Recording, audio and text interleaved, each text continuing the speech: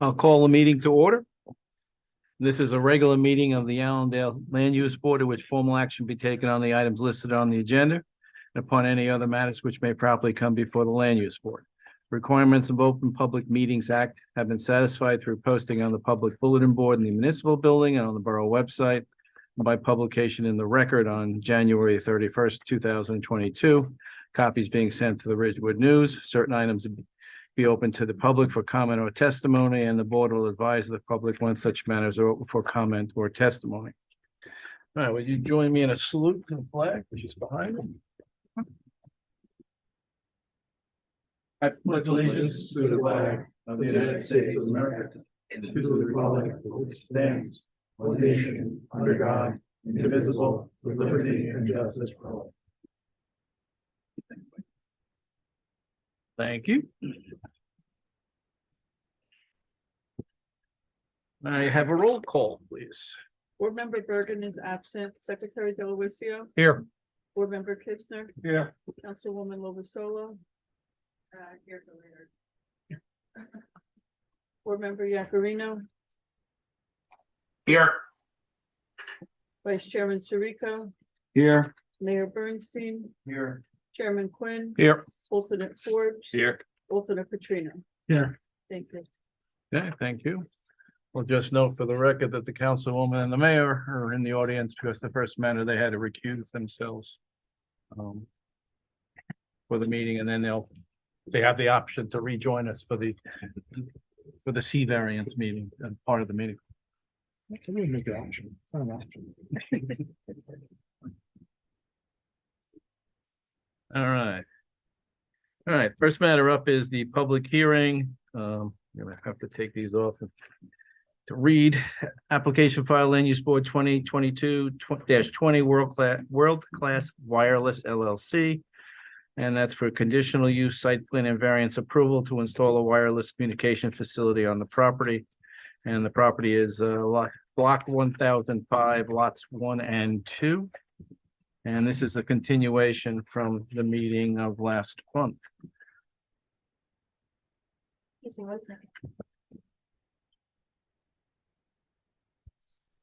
Good evening, Mr. Chairman. Good evening. Members of the board. My name is Edward Purcell. I'm an attorney at Price, Meese, Shulman, and D'Arminio.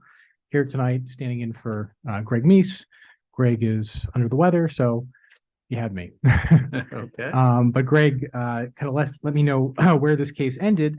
So just to kind of get that out of the way, I understand that this is continued from your October 19th hearing. Just by way of housekeeping, is everyone before me tonight or that's here tonight that's on the board that didn't attend that hearing? Have they reviewed the transcripts of that hearing and certified? Yes, I'll let them speak for themselves. Joe? Yep. I read it. It was quite enjoyable. And What Joe said. Okay, Okay. so they're both, and you've signed, Certifications are. okay, so they're signed and. And how enrolled. many? And is there someone participating on the telephone as well? Yes, Yeah. Tyler Yakarino, who He was present for the October one. Okay, so I have 1, 2, 3, 4, 5, 6. bring us 7. up to Okay, 7. good. Okay. And Tyler's under the weather a bit as well, so Hmm. it's going around. And we have also our counsel, regular counsel, Chris Potter is traveling, so we have his associate here. Partner, I'm sorry, partner, Natalia Agnelli. Okay. All right. So my understanding is that at the last hearing, the hearing was concluded, but there was the vote was withheld because there was only 5 members present at that time. Right. So you carried it till tonight, and we have a fuller complement of members. So certainly that's a good thing. My plan for tonight was just to have some changes were made to the plan. Right, which I'll there was some discuss in a moment. homework and whatnot Right, that had to right. come back. And then we'll do a closing, and then, we'll allow all the members to vote. Just with respect to changes that were made to the plans, WCW, World Class Wireless, has eliminated the variance for the equipment height. So the equipment was lowered by 1 foot to Okay. 10 feet. And the fence was changed to make that non-climbable. So I'd like to have our engineer, Eric Sudman, who was, I believe, entered as an expert witness previously, just come and discuss those 2 changes. Okay. We don't need to swear in again, or do?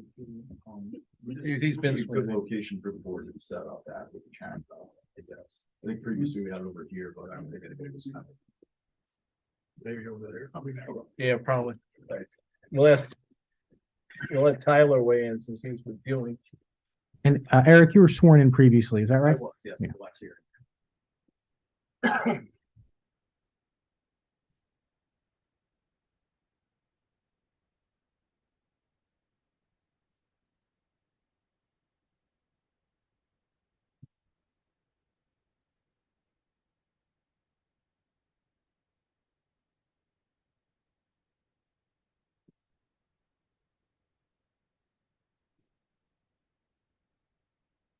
On the bottom side. 4%.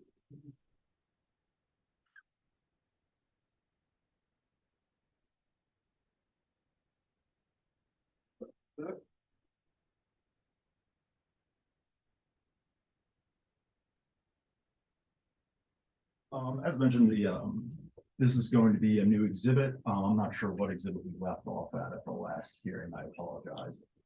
But, basically the changes were minimal. We eliminated the height variance on. Just hold on one second. Do we know what the last exhibit was at the, I'd have to look it up in the minutes. oh, all right.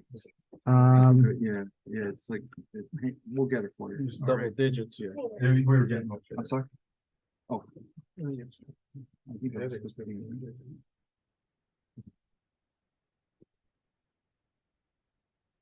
I have A14, this is notes. I don't know if that's it. Okay. It's probably, so we're talking 15. Okay, so we'll mark it that as A15. What I mentioned, at the board suggestion, we were able to eliminate the height variance on the steel platform, the house equipment cabinet. We're at a 10-foot maximum. Previously it was at 11 feet, so Right. the requirements were 10 feet, so we revised that. And then at the board's request, we also, I think there was security concerns with the perimeter fence around the compound, so we were able to revise the detail to tighten the mesh up and make it 1-inch mesh so that it's basically it's considered an anti-climb fence and prevents individuals from climbing Right, the okay. property. So those were the only revisions made to the plan since the last hearing, so. If anybody, that was all, the only testimony I really had to submit today beyond, what was submitted at the last hearing, so. If anybody had any questions on that. Any questions from the board? So eliminating one of the 9 variances, so we're down to 8 now, is that Yes, correct. correct, accurate? Okay.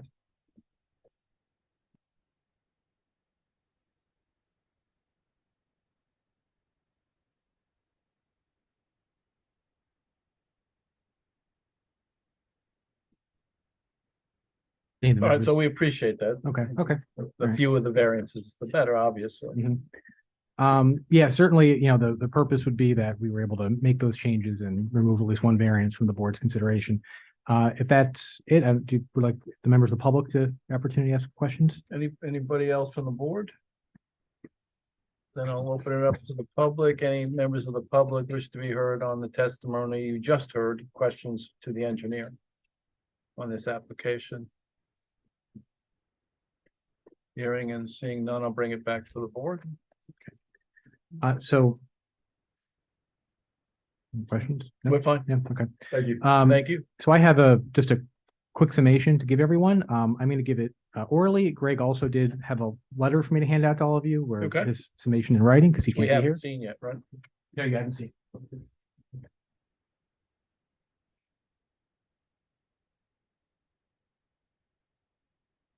Careful of wires. Sorry.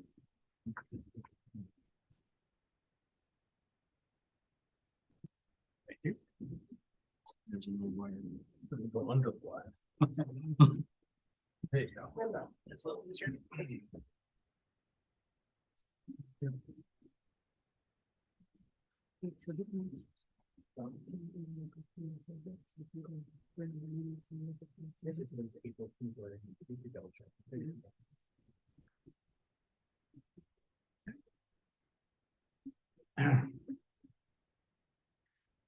Thank you, Mr. Chairman, members of the board.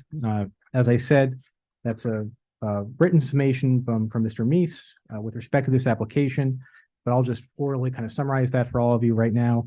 But before I get into that, I just want to, thank you, have three thank yous really for the board. Thank you for its time and attention to this subject application. Thank you for being thorough and thoughtful with respect to this case. And thank you for accepting me in lieu of Greg Meese tonight. So to summarize this case, WCW is a provider of low latency communications to the financial industry. It seeks a conditional use site plan approval and variance approval to construct a wireless facility at 240 West Crescent Avenue. The property is in the D1 industrial zone, and that is adjacent to and to the north of New Jersey Transit Railroad tracks. And across the tracks is an existing tower on municipal property owned by Crown Castle.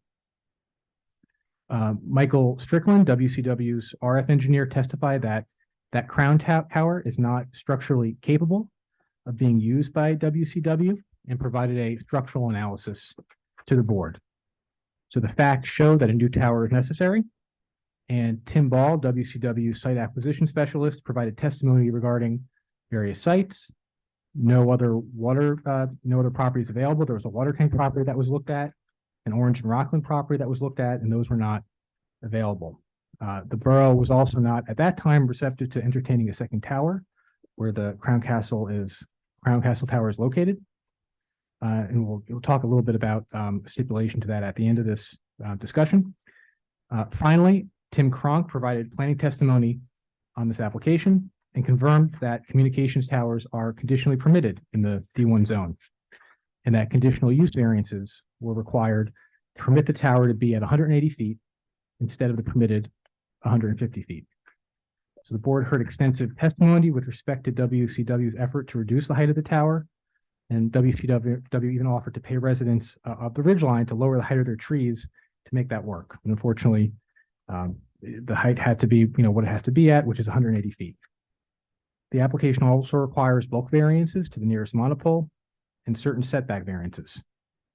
I just want to focus a little bit on Mr. Cronk's planning analysis with respect to the site. From a planning perspective, the proposed location is ideal. From a conditional use variance perspective, the test really is, does the site continue to be appropriate for the use, notwithstanding the nonconformance? And here the answer is yes, that's true. This is farther away, the farthest, farthest location on the property away from residential areas. The existing buildings that are there can block the views of the equipment compound. And because of this location, applicant agreed to eliminate the height variance for its equipment compound and to change the fence height to be a tight weave anti-climbing fence. And as Mr. Cronk said, in comparison to the Crown Tower, this site is actually preferred because here the use is conditionally permitted and not prohibited. And Mr. Cronk indicated that there was an adequate basis for the grant of the requested D3 conditional use variance, bulk variance, and setback variances. Now, just a quick word with respect to the municipal property.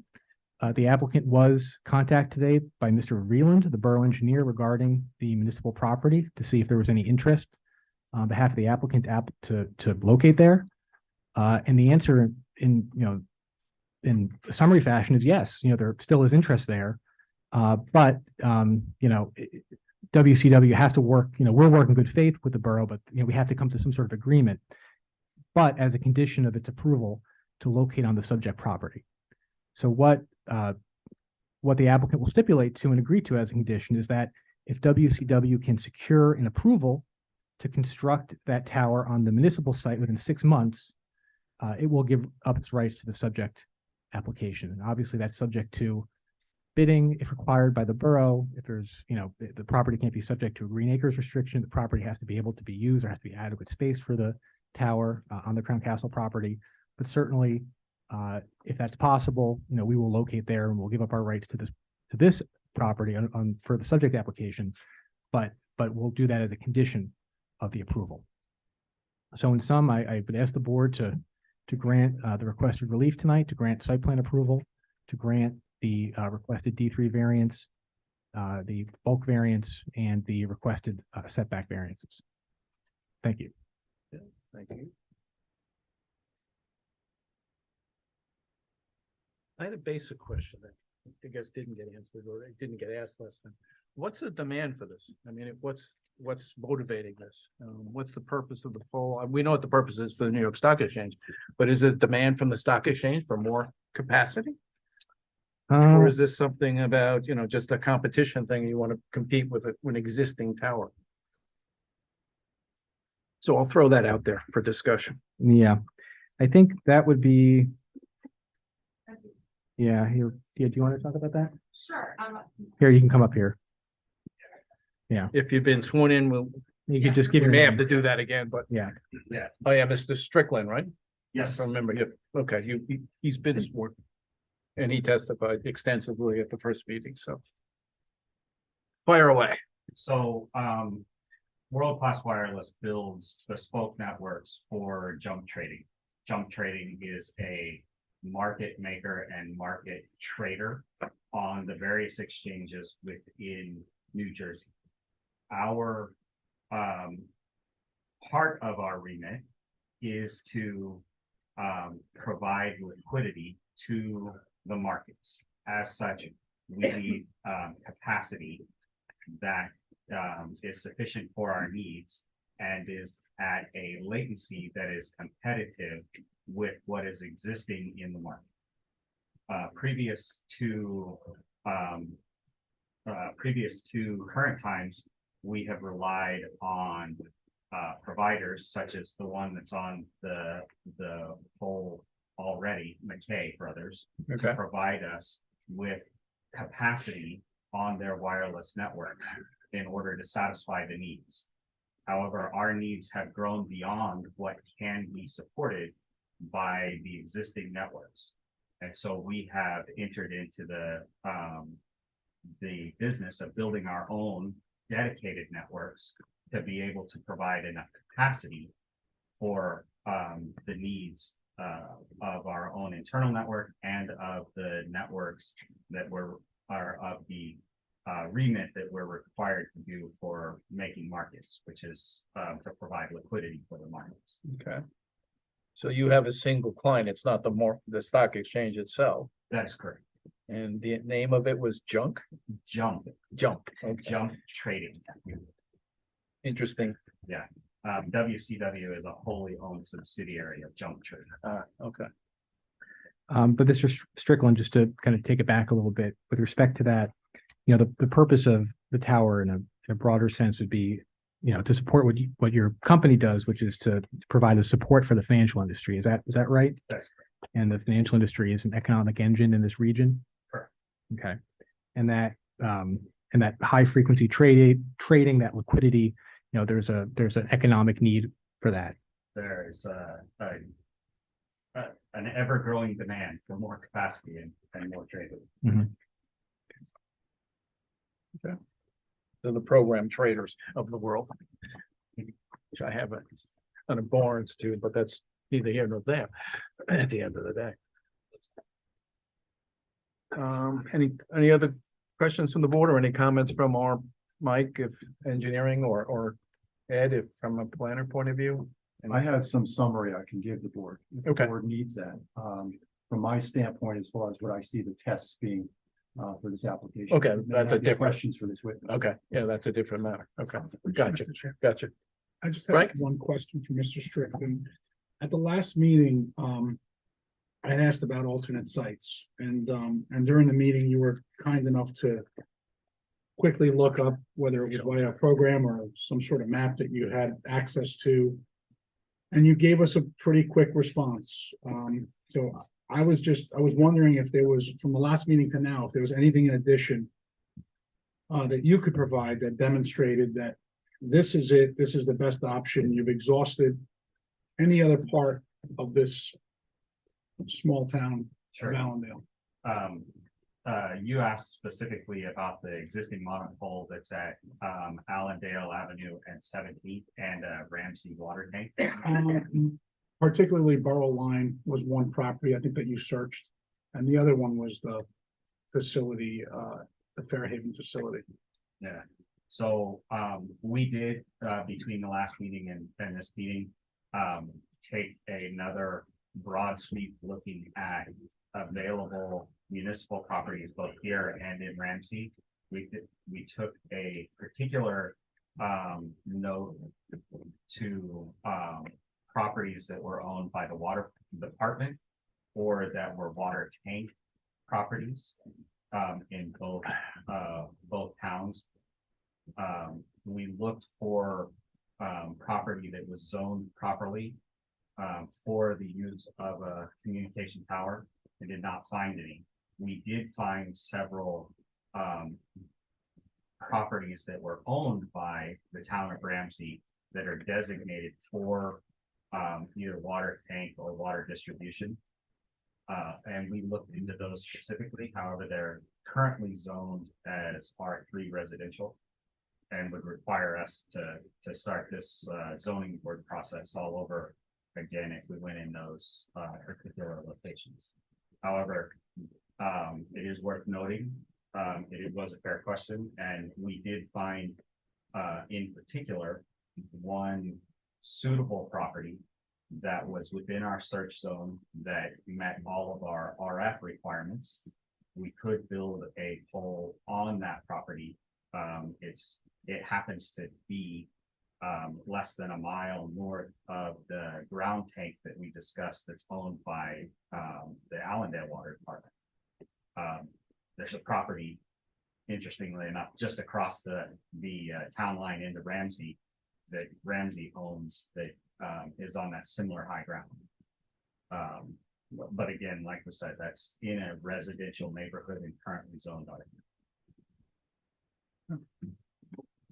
Michael, just to bring everybody back and the where we're talking about now, this particular property is conditionally permitted to permit the use, correct? Correct. Okay. But the properties you've mentioned are all sort of municipal related properties versus a private commercial property, if you will. Correct. And We had previously eliminated all the commercial properties as either being too far out of our search zone or not having a property owner within the zone that was willing to allow us to build one. And I'm assuming that preference would be municipal versus private because private property can be sold. Actually, we don't particularly have a preference. We'll go either direction. Okay. We have in several cases. Okay. Any questions further? I'll open it up. Having anything else from the board? If nothing else from the board, I'll open to the public, any members of the public. Again, your questions would have to be limited to what you just heard testify here. Before we close or go to a vote on this, we'll open it up for general comments. And you can speak more, freely at that point, as opposed to this is really restrictive to what the testimony you've just heard. So with that caveat, I have one hand up in the back. You'd have to come up and state your name and address for the record and ask your question.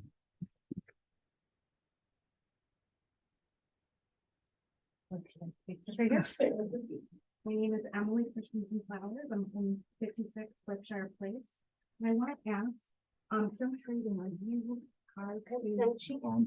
Yeah. She can't hear you. We can't hear you. Yeah. Sorry. Pick that microphone. Yeah. Okay. Maybe, do you have a little name and everything? Not the Alright, whole. so- Emily Christensen Flowers, That's better. 56 Berkshire Place. So I want to ask about jump trading.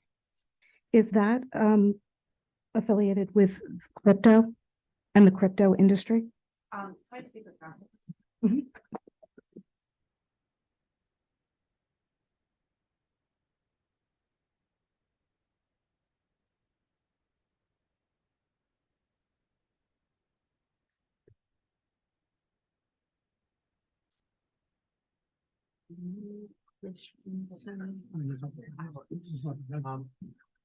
I guess I kind of question the relevancy of that question, Mr. Chairman. I don't see how that. I think we just want to know, you were talking about jump trading and Wall Street, and if there's an agenda from the crypto industry and what's behind the demand, as Kevin Quinn asked. Well, I mean, I can say that, this is that that this company is not, that this use is not directly related to. Plus crypto. Wireless had no crypto business. Right, right, Okay. right. Okay, thank you very much. That's the simple answer. Yep. That's fine. Thank you. However, is it true that the owner of Jump deals in crypto? Just, Again, Well, I have to chat, I just don't think that's irrelevant. I'm just a question, it's just a I question. mean, I'm not gonna. Yeah, it's hard to say what, I don't- our. We're just I trying to don't know, I don't know if understand what anybody the, here has. I don't know if I, anybody- I think what we're trying to get to is the overall use of Yeah. this, securities, crypto, money, whatever. Well, I can It's just say, for further clarification. yeah, but I guess my question is, I don't know, Michael, I don't know if you have direct knowledge of what the owner of the company does or doesn't do, or what he. No, he What has is it? many vast holdings and he does a lot of things that are beyond what our remit is with WCW. And he does things that are beyond what the remit of even Jump Trading. What the owners of Jump Trading do, I can't speak to beyond what they've asked us to do. So I think the answer is that this is for junk trading, and that's not directly related to crypto, and it's not affiliated with that. I think that's to restate the answer, but I don't know. Well, Can't really- it gets to my question about, what's driving the need for this tower. And you're looking to place it in a very sensitive area in my mind, so Yeah. that's why the question came out now. I got a chance to think about it. Yeah. And I'm raising it because we have an existing tower. And I have concerns about two standing next to each other, like the twin towers of Allendale. Yeah. Yeah. So Well, that's driving some of my thoughts here. right, so, and just to respond to that and to the, from my understanding, the testimony to be is that tower can't be used for this particular use. And it, and this location. Yes, there was some concerns about cost. Right. Which this board doesn't necessarily have to consider cost. But you did bring it up, so that's fine. And we did hear Mr. Strickland's testimony, and it was extensive on the tower and the need for the tower, so I have no questions about that. I'm just trying to, what's the overall driving force between this separate tower now that all of a sudden needs to be plopped down here in Allendale? And that's a concern. I live in Allendale. Well, and just to, again, to respond to that from what is being stipulated here, that, the applicant will work with the borough to place this. No, I'm happy to hear that along too. that Yes, Property, so to make it so that. will be- Right. that's more comforting to me, but we'll see where this goes. Okay. Thank you, sir. We did open to the public, right? I didn't close it to the public yet. Anybody else from the public? Hearing and seeing none, I'll bring it back to the board. Any other comments from board professionals? On Mr. Strickland's comments? Oh, not on Mr. Strickland's. Go Yeah, ahead. Sorry. okay. Yeah, we're not there yet. Certainly. Okay. Okay, thank you, Mr. Strickland. Appreciate that. Okay. That's that one. Anybody else have any general questions before? Council, what's your desire now to summarize, or do you want us to Well, I think I summarize? or- kind of, gave my summary with respect to the closing and what the applicant would stipulate to with respect to the municipal site. So I think I've, said my Okay, piece, so to the extent that you want to deliberate on it and vote, that would be. the next Okay. step. thank you, sir. We'll open up to summary comments. Before I go to the public, we'll open to summary comments from any board member or board professional, maybe board professionals first, and then I'll let some of the board members weigh in as well before we move to a vote. Thank you, Mr. Chairman. Ed Snikes from Burgess Associates. I just wanted to offer to the board because you don't see these applications every day. And it's something that is very unique, and I think it would maybe help to summarize what I feel are some of the statutory proofs as well as some of the criteria that you should take a look at in considering the application. Okay. And some of this is summarized in our October 11th memorandum that I prepared for the board. But I just wanted to highlight a few things, and excuse me if I'm being a little redundant to some of the closing remarks as well as some of the earlier testimony, but I thought I would help to summarize that so you can kind of weigh and use that in your deliberations. First off, as the applicant has indicated, this is a D3 variance for conditional use. when you look at a conditional use variance, the issue is not necessarily the use at the location, because the use is permitted. It's a matter of the condition of that use. Obviously, what they're asking for is a height variance relative to 180 feet, whereas 150 feet is required by the conditional use standards. Under the Coventry review, as it relates to height, some of the things I'd like to highlight that I think are relevant is the service to meet an obligation by an FCC license. I think you heard testimony regarding that. And that's one of the first sort of tier things you look at when you consider these applications for wireless locations. Again, as I indicated, this is also unique from the standpoint, I think this is the first application I've heard been involved in wireless that is really a point-to-point type service for this type of data services. Whereas typically it's more of a cell phone gap-in service or their capacity as well. And typically your gap analysis, you would see a much different sort of analysis presented to the board. It would be more of a analysis of just the distribution of that signal within the topography. In this instance, what you're looking at is a point-to-point relationship between the data sources. So I think that plays into your discussions and thought process. So it's not really that gap in service, it's more of a capacity issue, as you just heard. Why is this need at this height needed? I think what the applicants provided to you is some testimony and evidence to indicate why they need that height in order to directly have that point-to-point not be obstructed by trees or topography in the landscape.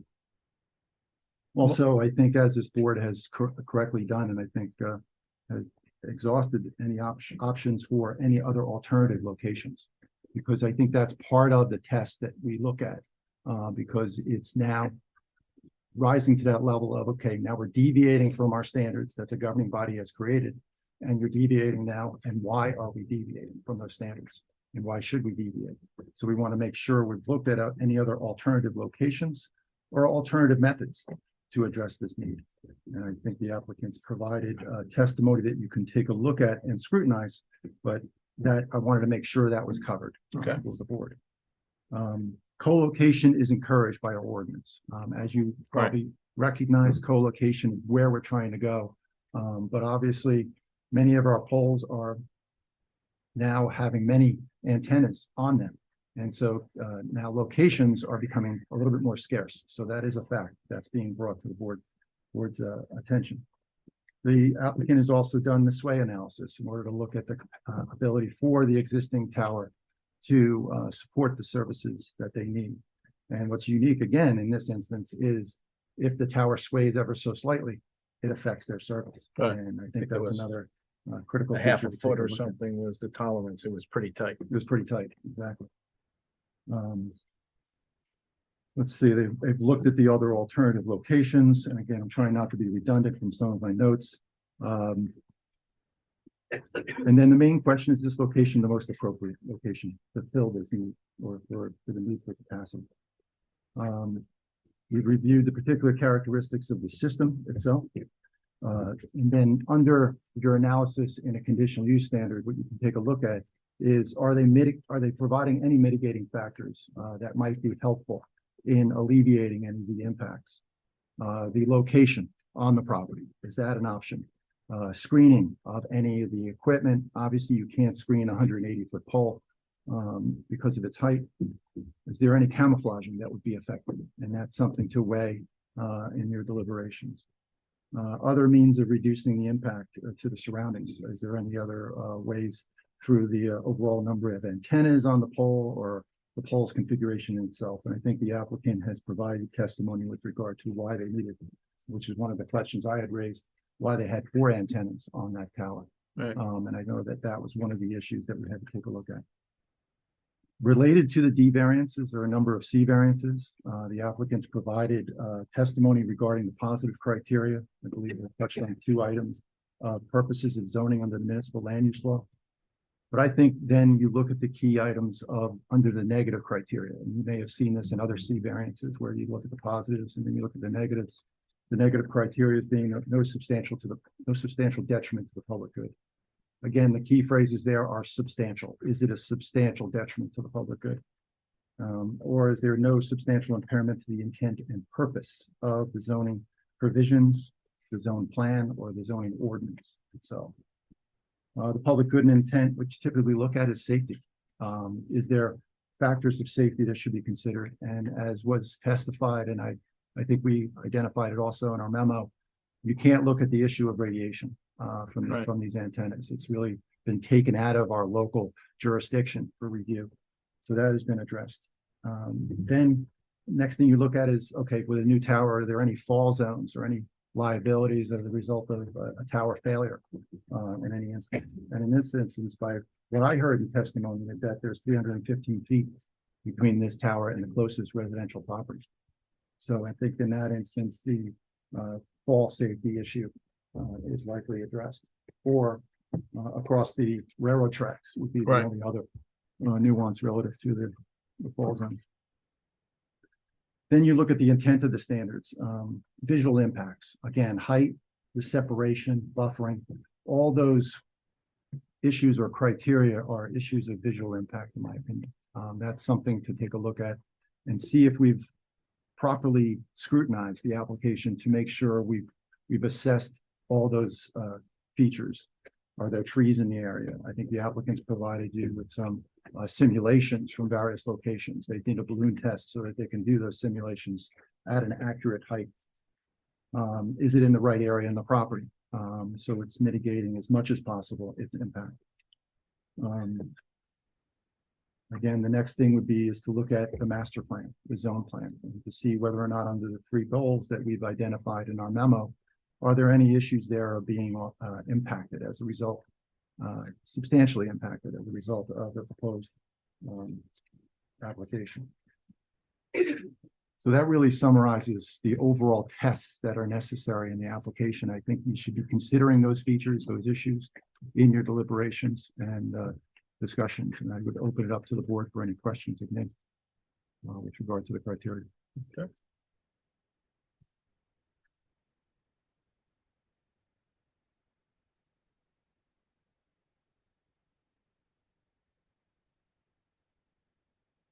So the history here is that the current tower, I believe, got built and then the standards were put in after. Is that right? Maybe you might even have. I seem to be a recall part of that. that.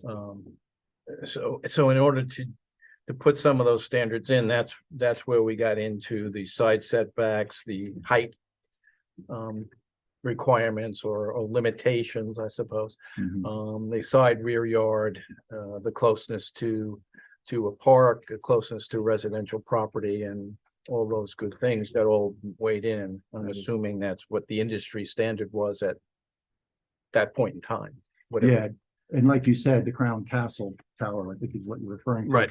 That tower, yes, was before the standards. And so what the standards were trying to do is anticipate any new tower. Right. What would be the offset distance? What would be the criteria?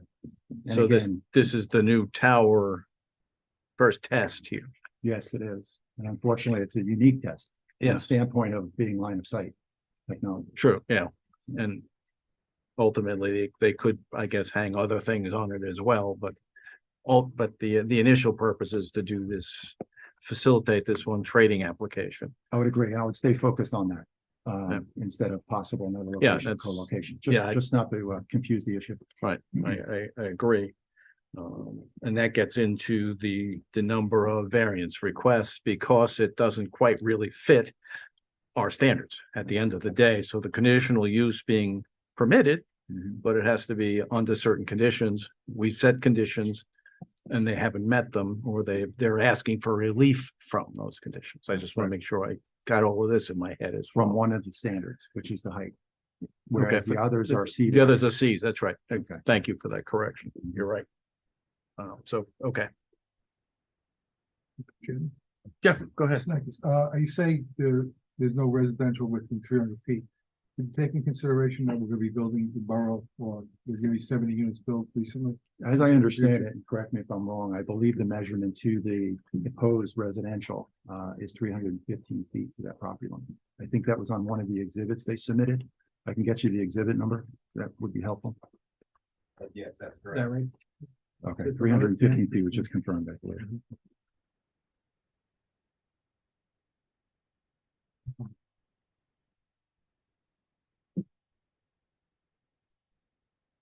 There was exhibit A7 where they've indicated some of those offset distances. I had questioned that as well, knowing that that application was recently approved.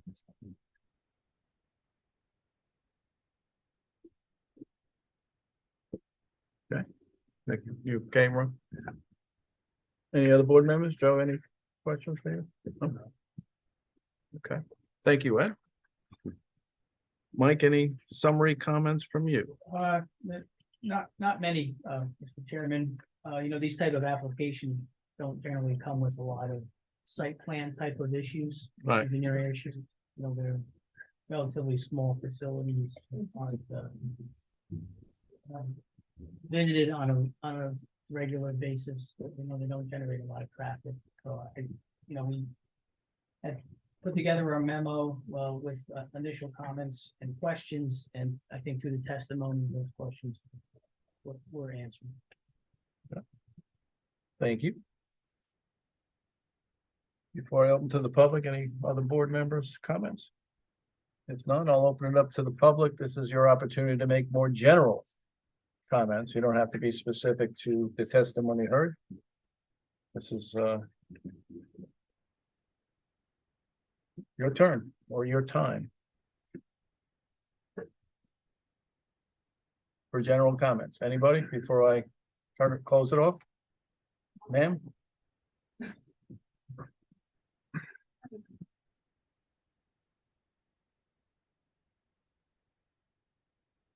If you could grab that again and just state your name and address again, just for the record, please. Molly Christensen Flowers, 56 Berkshire.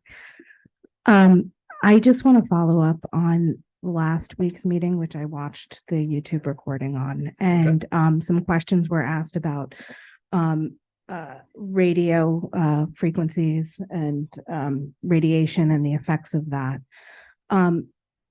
What studies were you citing in that? What studies were you citing in that there is no harm to people on the ground? Or Mike, you want to come talk about the statement? I was referring generally to the FCC requirements and the FCC power requirements on where we can mount the antennas and where we can how much power we can put out on the antennas. As an example, one of the power related requirements is that no point-to-point dish can radiate more than 85 dB of what's known as EIRP radiation off of the dish. All of our systems come well underneath that particular tolerance. There are others, a maximum amount of power off of an individual transmitter, maximum distance from existing structures for which we would bounce radiation off of. We've met all of those federal requirements that are laid out to us by the FCC. my concerns, just as a resident, are that this is in close proximity to Crestwood Park with all of our families. In the summer, the lake is open where we all go swimming. And I just have concerns about that. And I guess on top of that, with this transmission and the restrictions that are put in place by the FCC, who is going to be monitoring that from both of these towers to make sure and ensure that it's not going above any of these limits and that the health and safety of the citizens of this community are being protected? Council, you have any Yeah, I mean, response to that?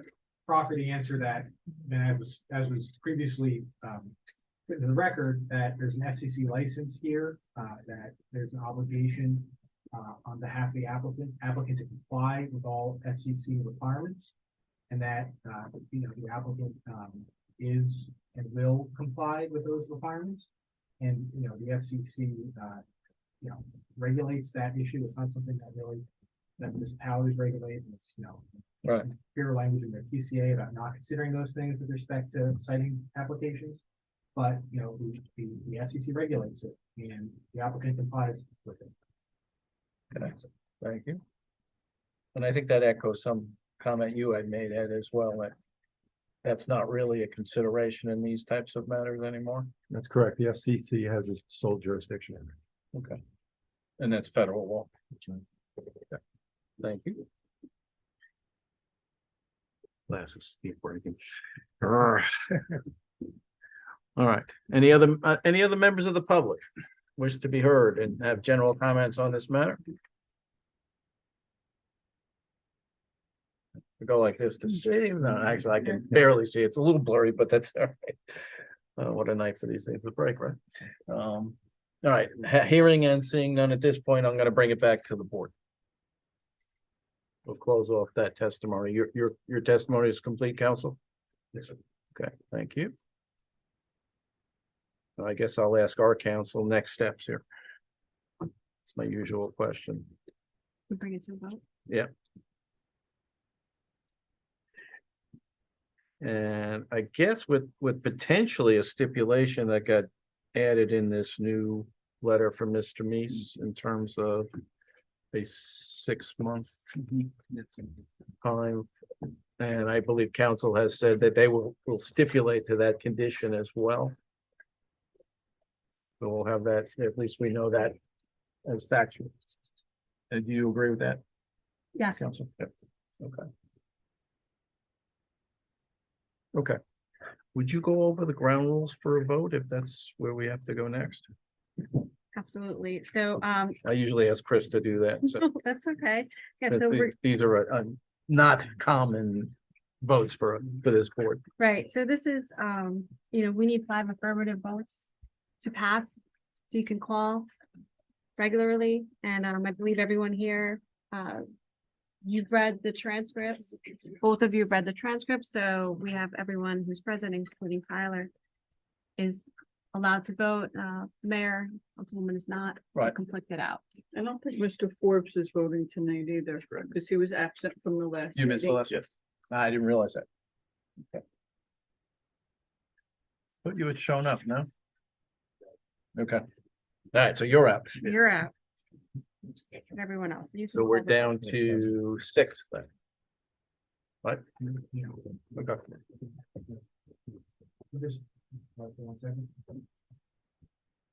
We Didn't have realize. Tyler voting also. Yeah, Tyler's. That's including title, So that's- including title 6. Yes, I'm here. It's okay. Including 5, 6, yeah.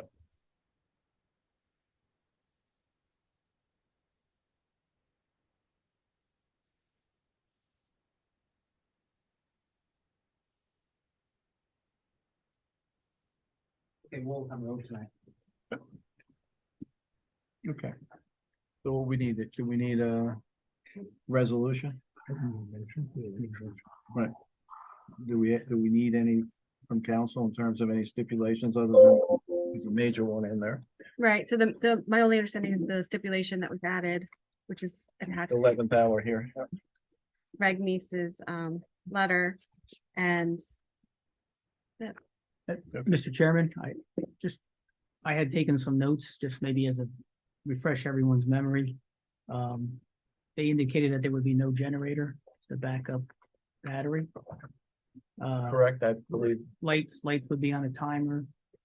They would be shielded and there would be no light spillage onto any other adjoining property. There would be no light on the tower. It's below the FAA No requirements. strobes needed, right? That's the list that I have. in my Okay. notes. Council, you agree with that? That will be the conditions? Okay, thanks, Mike. Okay. Like to have someone offer the resolution or a resolution. motion. Motion, I'm sorry, yeah, sorry. Just to keep the ball rolling, I'll make a motion that we take a vote on approval of this application and take into consideration the applicant's attorney's letter and the comments of our borough engineer. Is that sufficient? Take a vote? Yes. Okay. Yeah, Okay, I motion believe it is. Need a second. You need Do a we- second? Do we have a second of the motion?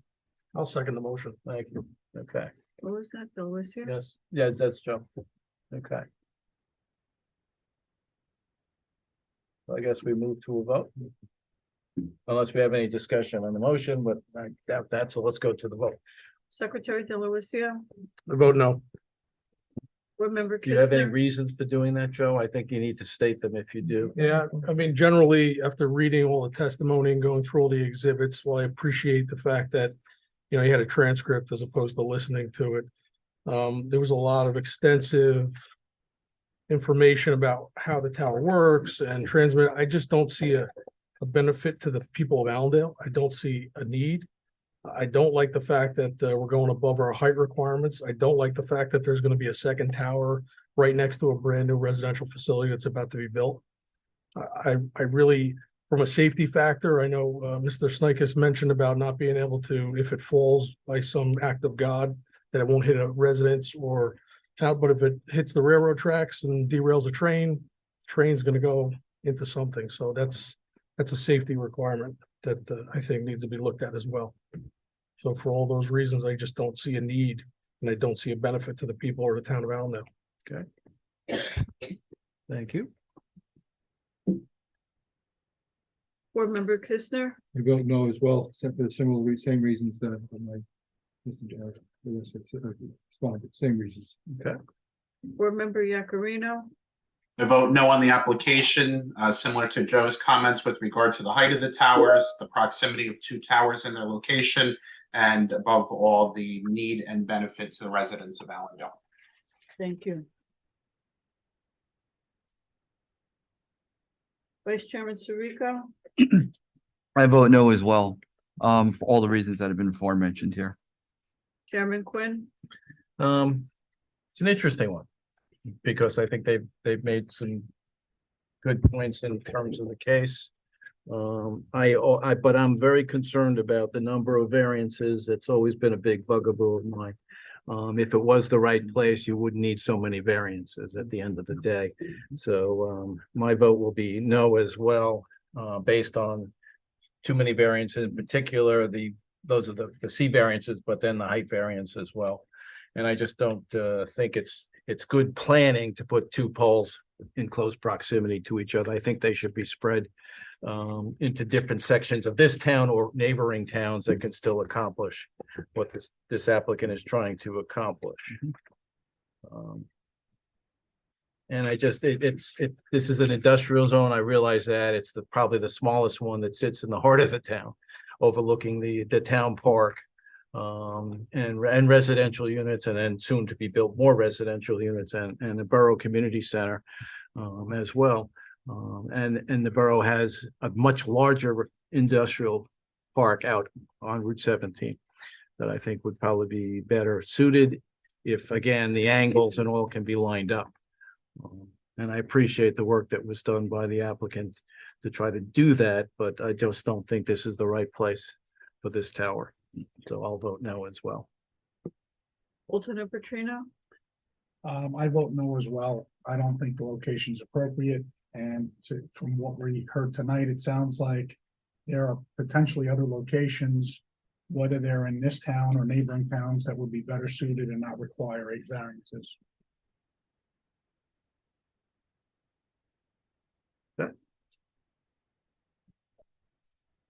Is that everyone? Yeah. Okay. Except one, question for the secretary with respect to the. That's correct. Is 8:15? yes. Thank you. Okay, thank you. Thank you. This will be memorialized at the next meeting in December. Yes. The denial will be. Yep, the denial of the motion will be memorialized, Thank you. presented at that. Okay.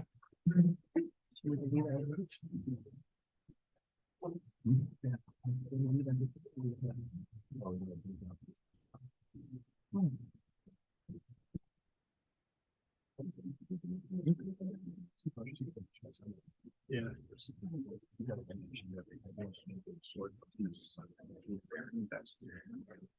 Before we start the next one, I'm gonna go get some more tape from my friends. Paperclip. I got it. Thank you. I don't think so. About that quote, Joe. It's like when you were out, Joe. What do you got? That'll work.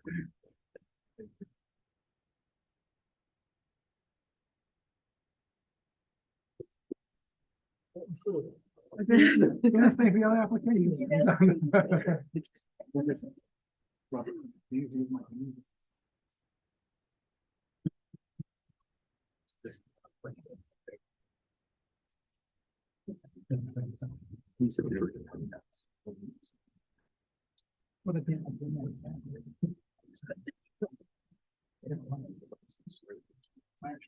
Just keep it on hand. Exactly. Keep it on one thing. They have to take a moment.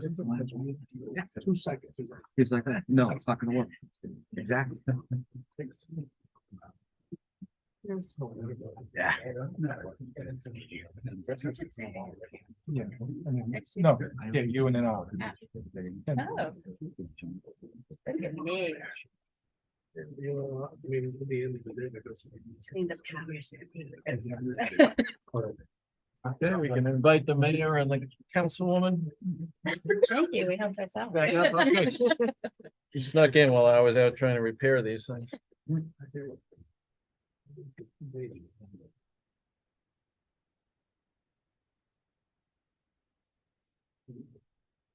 Okay. Here's my agenda.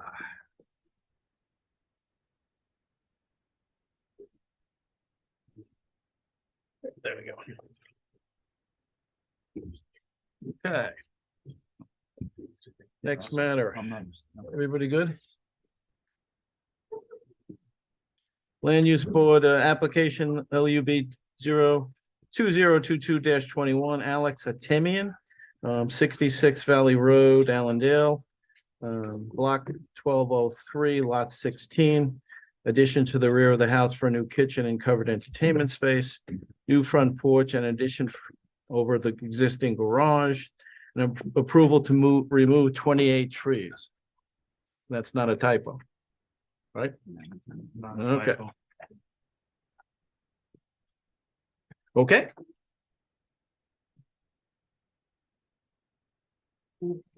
We may have to swear people in, so who's going to testify and that kind of thing, and I'll ask counsel if the notice of public. notice, yeah, and all that was good. Go Yeah, ahead. the notice of publication has been reviewed and the affidavit of service, if it's sufficient, we are ready to proceed. Okay. And who do we have here? We're both gonna testify, so Okay. if there's both in Mary Stroh, Music Plus Architects, I'm the architect for the applicant. You raise your right hand. You swear to tell the truth, the whole truth throughout the proceeding? I do. And the applicant, could you state your name and address for the record? Alex Atamian, 66 Valley Road. Thank you. Okay. I'll start off by giving just a run through of the project and the variance of the seeking. The renovation of the home is a complete, it's got renovation of the existing house. It is an older home that has become outdated, so it's in need of some TLC. Okay. The homeowner is proposing expanding the living space on the first floor. And as I've been here before the board, also including some exterior covered areas, which has become quite popular post COVID. Right. At the first floor, we're expanding the living spaces, creating larger open living floor plan for kitchen, family, dining room, living room, your typical first floor uses. At the second floor, there are existing 4 bedrooms. We're going to enlarge the bedrooms as well as include a home office at the second floor. The bulk of that second floor addition is off to the left-hand side of the house above the garages. We're here tonight for a side yard setback. While we are comfortably underneath the allowable floor area ratio, we're at 16%, where 19.3 is allowed. The house sits on a very unique shaped lot, so with the enhanced side yard setbacks, we hit that 30-foot side yard setback requirement with the square footage that we're at. When you look at the site plan that was submitted to you, you can see that it isn't quite an irregular shaped lot. At one point, I believe it's that at the cul-de-sac of the valley road was then expanded at a certain point, and some new homes were added. Also on the site, you'll notice that there's a 15-foot drainage easement along the left-hand side of the house. All right, I saw that. So we could not go out towards the left-hand side at all because of that drainage easement. We did go out on the left-hand side at over the existing square footage so that we tried to contain the new volume within that setback as much as possible. However, there are a couple things that happen on that left-hand side with the enhanced side yard setback. The new square footage does comply, however, the front corner of the garage becomes non-conforming, and we end up with 39.4. Where 40 is required. Where 40 is required, That's on the left side. on the left-hand side, yes. 39.4. On the right-hand side, the existing side yard setback is 20 feet. So we're currently already at an existing non-conformity Right. with the square footage of the house today. So we're not creating a new non-conformity there. However, the applicant would like to have a front porch so that they can have a place to sit and engage the neighborhood. There's a nice quiet street there. When we build out in a rectilinear fashion, because the house does not sit parallel to that side yard setback, we encroach slightly into that 20-foot setback, and we end up with an 18.4-foot side yard setback. That 18.4 only exists at the front porch. It's a single-story front porch. Hey, Mary, can you either raise your voice or get closer to the microphone? Get closer to the microphone. Sorry about that. That's okay. It is a single-story front porch. It's open. It's not going to be a screened-in porch. So the impact to that side yard setback is minimal.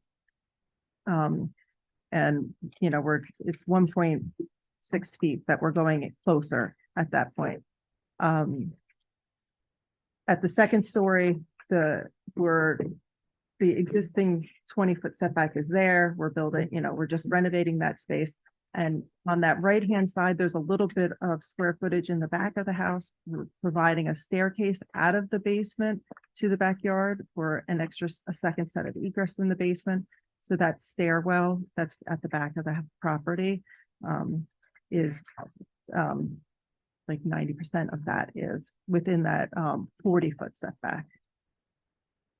And at the front of the house, I think if you look at the second floor plan on SK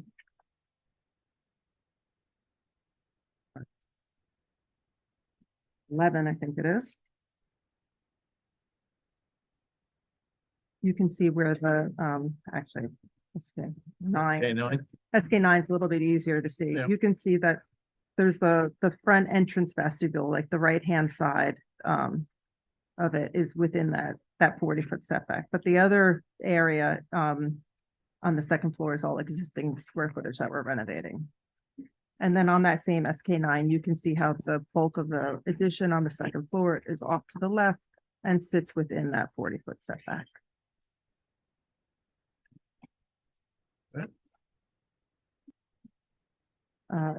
I also am in receipt of Mr. Veland's memo on this property. I'm gonna let Alex speak about the trees, but I just wanted to address a couple other comments on his letter in terms of item number 4, technical review comments. We do provide renderings which help illustrate the finishes of the house. It will be all new siding and roofing. Hardy material is anticipated at this point in time.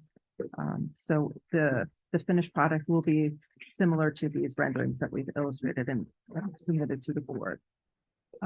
As far as exterior lighting goes, the code requires us to provide lights at exterior doors, so those lights will be provided, but no spotlights. Stadium lights.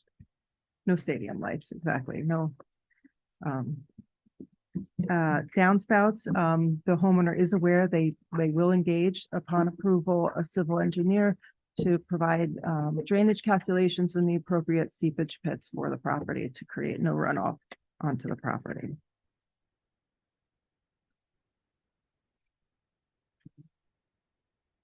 And then the other comment was about providing drainage calculations, so we'll provide that. I'm gonna let Alex talk a little bit more about the trees. Before we go there, why don't we just Yeah. cover the building itself? Essentially, this is a knock down. I drove by the property today and it's a house that's, you know, traditional style house that's essentially probably hasn't been touched in It a has long not. time. Right, right. We're not knocking down everything, but we are gonna maintain some of it, but. You What are? are you it- maintaining? Tell me So- what you're maintaining, So the, because this house looks nothing like, well, what's the there? out, so yes, we're adding on enough of it. So we're maintaining that second floor footprint and the bedrooms on the right-hand side. We're reconfiguring the walls on the inside. The garage will stay on the same, but we're adding out the front, we're adding out the back. Right. So so you're rebuilding the house. the rebuild. And the house is gutted now because there's a huge pile of debris and there's a dumpster there, so I'm assuming nobody's living in the house? No, nobody's living in the house. I wouldn't think But so. yes, it's a Okay. gut renovation. It's a major Okay, renovation. I just want to make sure we're clear on that. Yes, at the end of the day, it will look like a brand new Right. home. How much of the foundation is being saved versus what's being proposed? 'Cause I So didn't you see can that. see on the. I just want to get the right page. You can see on SK4, the existing foundation plan. We're demoing some of the existing, there's a back porch, so we're demoing some of that, that back porch foundation.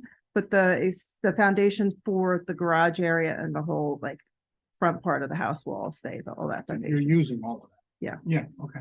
Yeah, and we will keep that floor framing in the back because we're gonna extend the basement. That's why that back rear cover porch is a crawl space. That's why that's gonna be gone, but And that's all a slab. Currently, there's no basement. there's no basement to that that left hand front. side. You can see like, you can see the staircase coming down and the garage, the basement is just on the right hand side of the house. Okay. And then you can see on SK5 that the basement still is at the right hand side of the house. The addition off the rear is the outdoor covered porch, so it's slab on grade. Okay. And the basement extension is in the middle, in the back. There's like a pond there and some unique landscaping there. Thank you. Looks like you're also, are you moving the pool as well?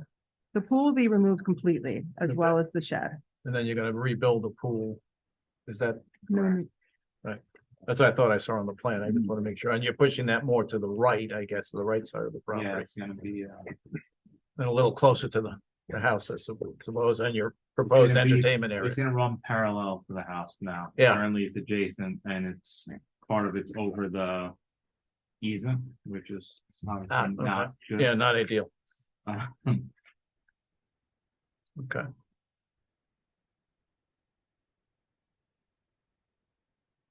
And I guess a basic question I have is since we're, and maybe it's because you're using some of the existing foundation, why the need for variances at all? If it's sort of a rebuild at the end of the day, right. why well, why can't we fit it into the parameters? Now, I understand there's some issues here, and I want to hear from you, That's why right. we Yep. can't do that.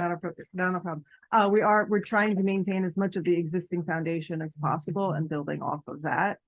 Instead of doing a complete, gut renovation. So, I mean, if you, in order to conform completely, it would be probably a very narrow house because the front of the property is so narrow and it widens. Right, it widens. It's like a pipe, and- modified pipe. Right, and even if we were to push the house back, you're constrained by the easement, because the easement Right. is along the side of the property in the beginning, but once you get further back, the property widens. And Right. that back whole left corner of the property, you can't get get- to without. And what's the crossing. easement for again? It's a drainage easement, Drainage. so it kind of. So we can't build on it. Is that right, Mike? I just want to make sure Yeah, I I mean- understand it. I had asked Linda to get a copy of the survey from the applicant, and she was able to get that. And there was a survey that was done by Lakeland Surveying in looks like June or August of this year. And on that survey, it more clearly shows that drainage easement, and it also shows, I guess, what was the bulb of the cul-de-sac for Valley Road based on the file map before Valley Road. got Got extended. expanded out. I mean, generally, when we run into situations like this, if there's an easement on a piece of property and there's some improvements that encroach on the easement, the borough generally asks the owner for a hold harmless if those encroachments are gonna stay. That gives the homeowner the ability to keep existing features out there and also protects the borough, should the borough need to get on that easement and remove some of those features. in order to Effectuate whatever may be allowed by the terms of the easement. So it is a valid easement at this point. Based on the survey that I have, it does show an easement bisecting the property. Valley Road to the rear property. Could you just explain the easement a little bit? I mean, what's it intended for? It says it's a drain easement. Is there a pipe under there? Is the elevation down? I mean, looking at the survey, it does appear to line up with an inlet on Valley Road. So I don't know if there's a pipe that runs in that inlet. Runs in that easement, if that easement was set up.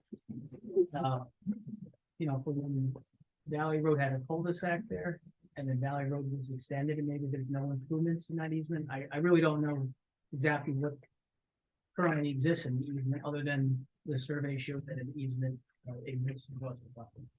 And it's called out to be a really good one. I mean, considering based on what you just said, I mean, is it possible for the applicant to investigate and see if he can do away with that easement so he can move the house? I mean, if there's no pipe located within that easement, I didn't see anything physically out there that would suggest that that's like a surface water type of drainage easement. My speculation would be that it was set up for some kind of drain pipe that ran from that inlet. And I don't know if there one exists or not. Yeah, I would probably agree with you because I doubt it's indentation in this ground that it can't, keep the elevation as is. Yeah, I didn't see anything out there that would. Okay. I don't know about this property, but I know other properties, it's been a drain pipe underneath the ground that's there. Yeah, and if you look on the tax map that we have, there are other drainage. easements. other ones in there. It looks like there's like a Y coming together and then they're going through, so. There's a lot of them. Yeah, and I've had some clients find them unexpectedly as well, That's it. that were not marked as a drainage easement. So I don't think, unfortunately for the opinions as well, moving that is not. So that asks. Yeah. Absolutely. So just to give a point of, like 40 feet back, the width of the property is 97. Right. If you go back to, the end of the angle from that, like the middle of the home, the property then becomes,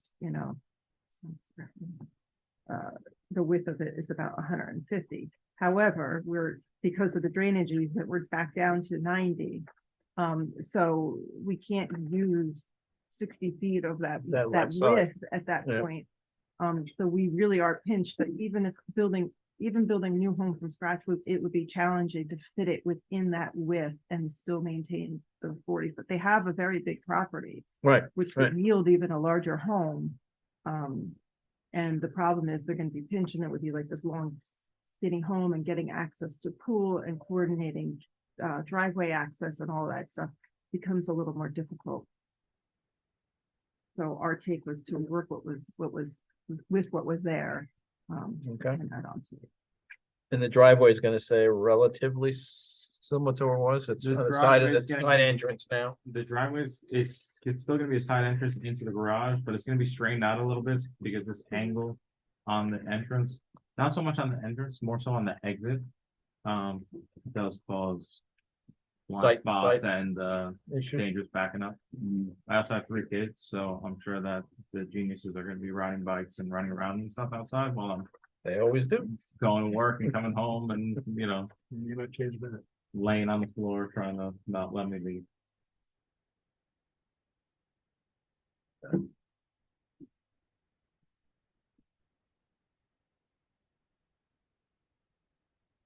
It looks like the house style will be similar to the one.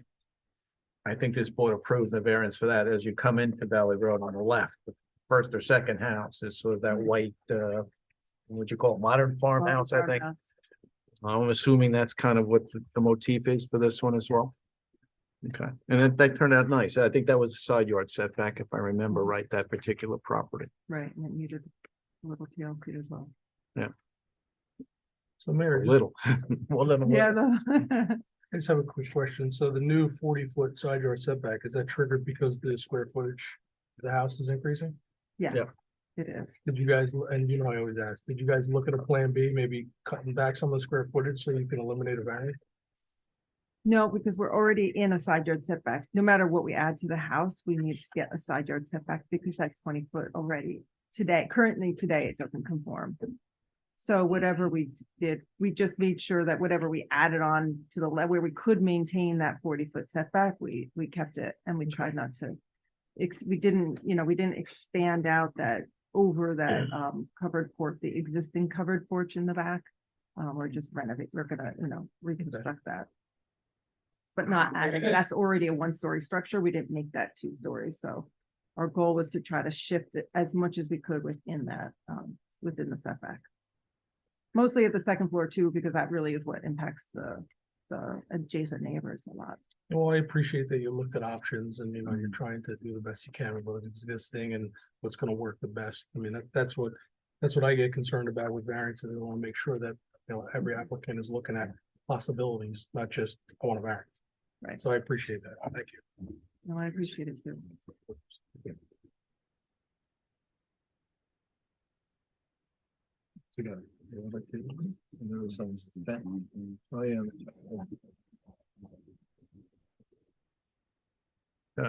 Other questions board members have on the housing aspect before we move to sort of the tree aspect? Okay. Let's move to the tree aspect. In regards to the trees, I provided a letter from the Water Insurance Agency where they canceled my coverage, mainly due to the trees and the damage the trees have caused to the existing roof, as well as the limbs that are overhanging the driveway and over the home. I had a nice conversation with them, and their official response was they don't insure houses that they know they're about to have a problem with. Okay. Which Were you living in the house? not have you- yet, not not yet. yet. We're currently renting on Pittis Avenue, Okay. so So we're- you bought the house, but you never moved in? not yet. Okay, so when you went to get insurance, they basically saying they won't insure it, or this particular company. I mean, there are obviously other So we companies had out there. insurance with Stillwater for 60 days. They came, they did their assessment, and they canceled the insurance. And then we moved on to another insurance agency, Liberty Mutual, and they are coming to do an assessment in 2 weeks. And I'm sure that they're going to cancel, and we are going to play this game over and over again until we trim some of the trees and Right. we do some of the renovation work. Right. So it is an inconvenience nonetheless. Okay, I mean, I did a site visit and it looks like those trees have never been touched, quite honestly. They're badly overgrown or some are Yeah. small caliber. But I mean, I guess what I don't feel comfortable or haven't seen enough evidence is, you think talking 28 trees, it doesn't tell me the size of the tree, the type of tree. And that how do you plan to replant some of these? There is some talk about shrubs and green giants, but those aren't hardwood trees. So I want to hear more about that. So Okay. with that setup, go ahead. So along with the trees over the house, we do have trees that are leaning over other properties. Okay. And we have trees that have uprooted and have lifted part of the garage slab as well as the driveway and the front of the home. On top of all of that, the plan to replant trees was to plant along the fence lines and along the driveway line. We are also saving 8 trees on the property Okay, for what it's worth. it's worth a lot because trees take 100 years to grow. Yeah. Now, I'm not trying to go in there scorch earth, but there are trees that are dying. There are trees that are damaged. There's also, we did provide a letter from an arborist stating the issues with some of the existing trees. Out of the 28 that you're proposing to cut down, how many of those are, like you said, they're lifting the slab, or how many of those can be trimmed rather than removed? Because, a town ordinance allows you to take down 6. Can you take down 6 and then next year take down another 6? You have to take down all 28? Can you trim some of them? I mean, obviously the ones that are popping your slab. There's about 6 that are affecting the foundation and the front walkways and where the driveway is gonna be repaved. Okay. Outside of that six, they're large enough that they have limbs and are leaning over the existing structure as well as the driveway. And there are trees that are leaning onto other neighboring properties, So the neighbors, onto the neighbors. and they can't be trimmed back. They have to be totally cut. We can trim the limbs, but the trunk would keep leaning over. It's not like a limb lean. It's kind of grown on a diagonal. I think it would help the board if we had a drawing that showed where those trees are in conjunction. We with the did house. provide one. There is one somewhere in the package. It's marked on the Lakeland survey. Not here. And some of them are in the far left side of the property.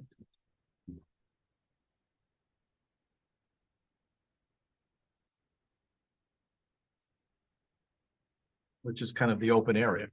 So I'm wondering why trees have to be taken down there. That would be one question I had. Part of the reason that those trees need to be taken down is because once the pool spins to be parallel with the home, to do the pool site work, so those trees need to be removed. On the left, your pool's No, coming. on the right. On the right, I understand. On the left, Left, you have a bunch marked in the left. There's quite a few marked there. 1, 2, 3, 4, 5, 6, 7. yes, those are, a few of those are leaning over our, towards our structures, and they're also leaning over lot 8, which is the neighboring structure as well. Well, lots of trees lean, so I'm not sure. The point I think I'm trying to make is we want to save trees in this town. We don't want to clear cut any property, and this is getting close to clear cut. If you're taking out 28 and you're leaving 8, that's a pretty high percentage. Kevin, Mr. Chairman, if I can add, and I have a question. Sure. So which drawing shows which 28 are coming out and which 8 are staying? It's a drawing that's, on the Lakeland survey. Okay. It's a numbered drawing. It doesn't It really doesn't tell you show what's what's staying, but it, being saved, it's Right, only showing what's right. being removed. Okay, so those are the ones that are with numbers and circles Are the ones being removed. being removed. Okay, so with respect to what you brought to us for support of removal of the trees, the letter from the insurance company, it doesn't mention anything about cutting down the trees. I mean, it mentions sinkhole, diving board, the roof. The only thing it says about the trees is that the tree limbs are in contact with the roof. So, and right? Yes. And there's nothing in here which says that the presence of trees or the number of trees led to a cancellation. So the arborist letter says, do we know from his letter which ones he says are rotten?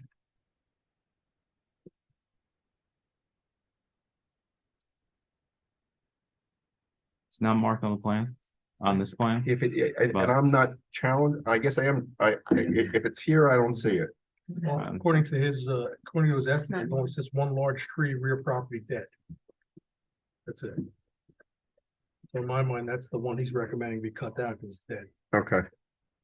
But that's it. One out But of 28. he's also mentioning the fact that once the driveway gets redone, that the trees that have the roots under the driveway are gonna be damaged.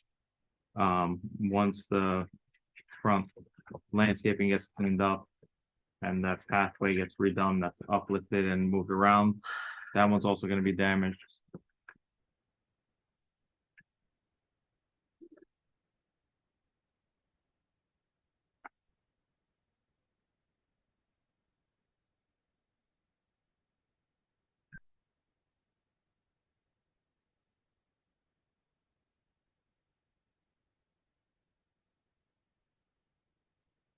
It's not even this.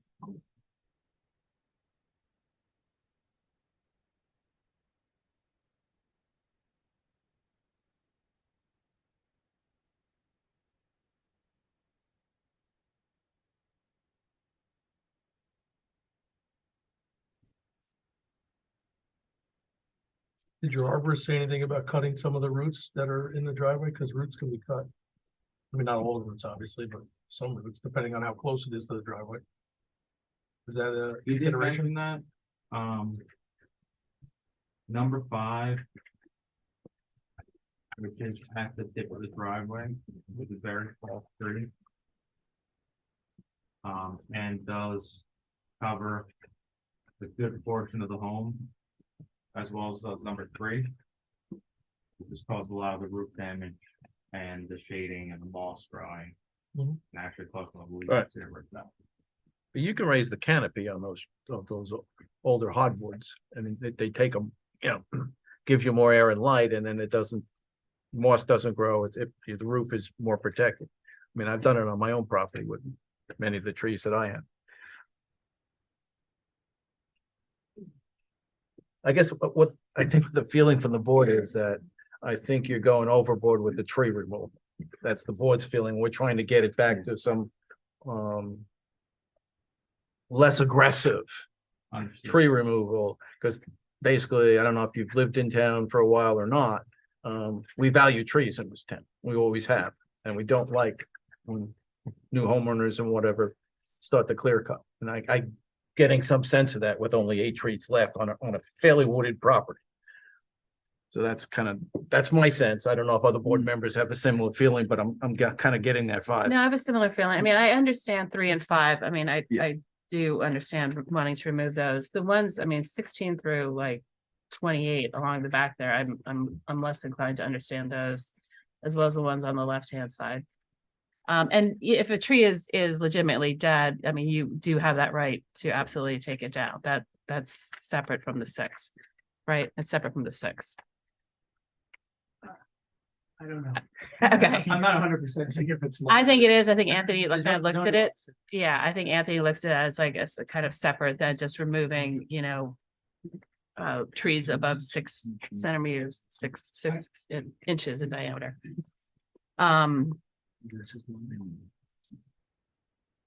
Yeah, I think what would help is not to make you go through the exercise, but if they can identify, I mean, I know it's been done before where the arborist will identify if the tree is diseased or just, reached its life expectancy where, I mean, there's a lot of dead wood. I mean, these guys, that's what they do for a living. So I mean, that would help because there may be trees within this clump that you might have to, it would be beneficial to take them out to allow the other trees to prosper. So I think you gotta look at it that way, because if they are diseased and they're jeopardizing a tree that's in great shape, then we would be in favor of you cutting that out. Yeah. But I think you gotta, not to make you spend more money or do more work, but it would just be easier for us to digest, the end goal of promoting the healthier trees and removing the trees that are perhaps diseased. Or, I mean, some of them look great and you cut them and they're completely hollow. I've seen it. So, I mean, we don't want you to keep stuff up that's a hazard to your family or to the neighbors. But understanding if a tree is diseased and needs to come down versus taking it down because you want to, maybe relocate the pool or do something else. It's just that's my feeling.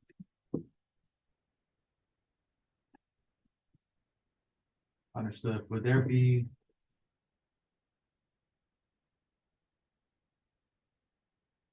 some sort of halfway point that we can meet at? Something that, I think he brings up a very good point. I think you should really get your arborist to see what trees. I mean, according to the quote, I counted 4 that are either dead, hollow, or dangerous. 4 is a little different than 28, and by code, you could take down 6 a year. So. And also, are you looking to take down 28 or 29? Because I count 29 circles. it's funny, that's. I would just talk to the arborist because, like, for example, right now, there's a major disease with ash trees, right? There's municipalities that had to take down 600, 700, 800, 1,000 of them because they're diseased. If half of these are ash and they're dying or dead, then we're not looking to, let's make a deal and meet in the middle. Yeah, half of them may have to come down. No, I You know what I understand. mean? So it's not uncommon to just have the guy maybe just go a little further. If he has the capabilities to make a good professional assessment and really see if they're healthy or not healthy. Yeah. I could just offer, I think what you're looking for is an inventory, Yeah. tree by tree, the condition of each tree and why. it's being requested. Just would help us. By certified Certified order. order. Yeah. I mean, I think And then- that would help us to make, They do that, so. Yeah. that would help us then, just Help have. you. It would help us. It would help us, but it would help him. Exactly. I mean, it's I just took that. help us, help you.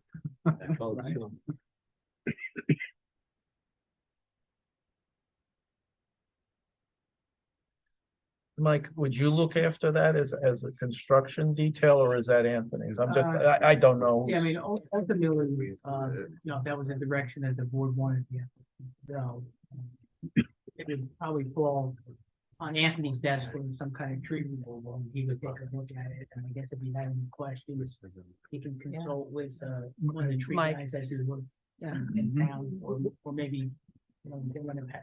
Go ahead, Ron, weigh in, please. Honestly, we do it on a pretty regular basis. We do have a team effort. Anthony gets it, Mike Lematola, our property maintenance officer, and I will go out as well. With Mike goes under me, and Tom McCoy, who works for Saber Tree, as a courtesy, if I don't have, me and Mike don't have an idea, Tom will meet us at no charge and say, legit. He agrees or Yeah, disagrees. Tom has been on it for years and, just because of our, business friendship for so many years.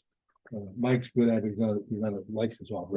Right. Tom will come out and meet us, so it's kind of a group effort and then it's worked. That's what Frank's asking for is beneficial to you too. I mean, we're not looking, when you say halfway, we're not looking, 20 is too many. We just need legitimate, as you said, inventory, so we know what we're actually looking at. And like Frank said, you might come back in 18, 20 of them, they might be legit, but we'll see that. Now, is it possible to vote on the bulk variances for the building and separate the tree issue? It's a good question. We'll ask council. Yeah. Chris is gonna- Architects weighing in here. No, I believe that you could do that. I believe you could separate it out. I think that he's very amenable, I'm not speaking as counsel, this is Right. architect, but, to that, I think it benefits everybody.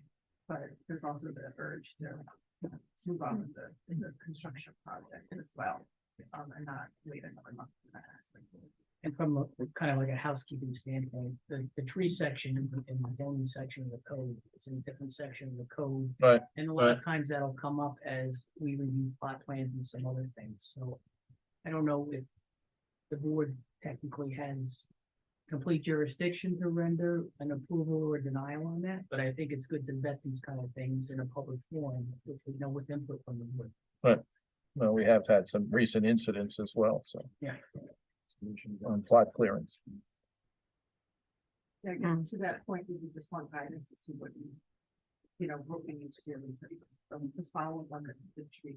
Okay, I think an inventory by a certified arborist telling you the size, the species, why he thinks the certain ones have to be removed. I guess with the caveat that the more you save, the better. Okay. And then if you do have a plan to plant additional trees to kind of counterbalance that, just specifically like what types of trees and where would those be going? And preferably to add in some hardwood. Hardwood trees, not so much tree down the property. Correct. Well, the shrubs you may want around the base of the house and that's fine, but especially you've got a lot of property and trees can prosper there if they're trimmed properly. Obviously, it hasn't been trimmed because I mean, it was obvious to me when I looked. And I said, wow, that's a massive overgrowth there. So it does need attention for sure. It does need some form of for love for sure. Right. So would the board be amenable to looking as an approval the house reconstruction plan. And then how would we handle the tree aspect? Would that come back to the board, or is that something that could be handled I think if the. through board property feels- maintenance I or think if whatever? the board feels comfortable, I think they could probably push that off the property maintenance with, condition and resolution and an appropriate, Right. landscape plan. Okay. Be prepared in conjunction. By the applicant, and then In the conjunction borough, with that tree removal. the appropriate departments Subject will to, review that. Someone else's review. Okay, does the applicant, can you stipulate to that? Would you agree with that? As a go forward? Yes, I measure? do. Okay, thank you. Okay. Any other questions? I'll open it up to the public. Any members of the public wish to comment on this application? Sir? You come up and state your name and address for the record, and we'll give you a microphone to do so. Don Whitman, 27 Byron Court, Allendale. And I'm just curious, nice to meet you, Alex, yeah. Who owns the final authority on the trees? I know it's just a lot of trees, and that was kind of my question. Is it this group, or I'm a little confused by that? That's probably not. I mean, I know 6 is the number, but like who? Right. That's by ordinance, so that's the mayor and council, the governing body, and then the construction code official, and I'll ask Ron or Ari or somebody to comment on how the borough works. Right. So yeah, so this application would come in and Anthony reviewed it and, was aware that there was an excess of what the borough allows, which are the 6 Right. trees in excess of 6 Per year. inches per year. So it was discussed with us, and then Anthony, says this is an excess and deemed it an excess. Anthony's the sub. Oh, I'm sorry, he's our- Subcode official. Yes. Zoning official. Yeah. So then as part of this application, it came before us. This is an ongoing issue in town. We have people wanting to cut down many, many trees to make way for construction. So it is a part of our code that we're actually going to be taking a closer look at too and tightening some things up. But if, an individual didn't have a variance associated with the house, an issue currently based on the way the code is set up with regard to the number of trees wouldn't come before the board in this public forum. It just so happens that he was here for the variance for the side yard setback. Right. And then the question was raised with regard to the tree removal. I gave the board the opportunity to chime in. Correct. Excuse me, sir. What was your last Sorry, name? Whittam, WHITTAM. 27 Byron. Byron Court. Court, yeah. Okay, thank you. Mr. Chairman, actually, we had our land use committee meeting today. Yep. Technically, I guess, and Mayor Bernstein's been on the council for 15 years. The ordinance reads that it actually would go to the mayor and council. But I'm here 8 years, with this team that we've had, we've actually been able to because we appreciate, especially, all residents want to improve their homes, especially young residents, three children and a 4th bed, we like you guys, we all like, young families moving to town or staying in town because they love this community. And also over the 8 years I've been here with Mike and with Anthony for the last 4 or 5, and Mike's been the whole time with us. We've been able to work it out where I might let the mayor and council know, but we've been very successful, not only with the resident, take down the tree, but the neighbors would come over, and it's typical Allendale. People get along, they like to see right things being done. And we haven't followed the ordinance to a T where I brought it back to the mayor and council, it's always been, we worked it out, but, go visit a neighbor. It's a good question, because until we had a meeting this morning, then we. Yeah, they came out- reviewing it, they we're said like, mayor and actually, it goes council. because we've never seen that where like the application has come before, right? Have you seen it? No. Yeah. The mayor said 15 years on council hasn't brought them, we have, council, we have another council member in the audience. I don't think you've ever seen it, right? Brought back to the mayor and council, and I'm here a little over almost 8.5 years, almost 9 years now. And we just just came into focus, we're just a team effort. And Not only the comes neighbors with- got along, with we a got it bigger done. land Yeah. use. But I will add to Like that, that. right, it is in the ordinance, if you violate it, a notice of violation can be issued and you can be brought before the judge, so. We've had that as well. And fine, yeah. Right, and fine, so it's not just there for posterity and optics, it's there, as the chairman said, we value trees. You can't put them back when you take down these, 40, 50, 60-year-old trees. So it's something, not to excess, but we do take it seriously, and the ordinance is there for a reason. Back to property maintenance, as the mayor said, we've worked out like I said, 90% of the time work out. Those few we haven't, we've had some residents who have done without our assistance, and they got fined several $1,000s. Yeah, so, Okay. So we can move forward with this in terms of a motion to approve, subject to a follow-up by other departments in the borough and the applicant on the tree issues. when I'm thinking The tree that, plan, Chairman, if you will. even though they come in the jurisdiction, we'll put this report together. I'll work with the applicant as a group. I'll let the land use committee as well as the rest of the mayor and council know about this matter. As a courtesy, I'll let you guys, this board know as well, what we conclusion, so if we can move forward on just the house itself. Thank you. Are you on Byron Court just to the side of this? Are you? Back property. Okay, Well, his backyard is mine, left side. got you.